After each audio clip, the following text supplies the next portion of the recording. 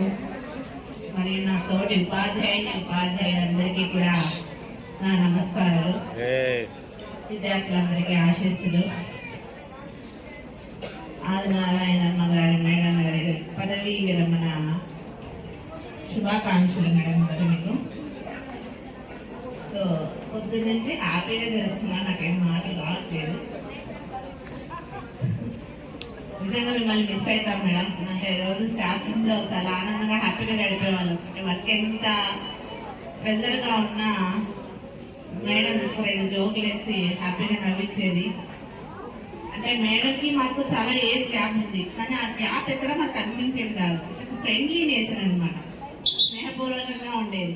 అంటే నేను సరిగ్గా ఎట్లుంటామో ఇంకా మేడం ఇంకా క్లోజ్గా ఉంటుంది అనమాట. నా ఏజ్ నేను మేడం అన్నట్టుగా ఉంటుంది. దగ్గరకు వచ్చి మాట్లాడేసింది ఈ మెట్రల్ మోడల్. సో చాలా మిస్ అవుతాను మేడం నేను అయితే.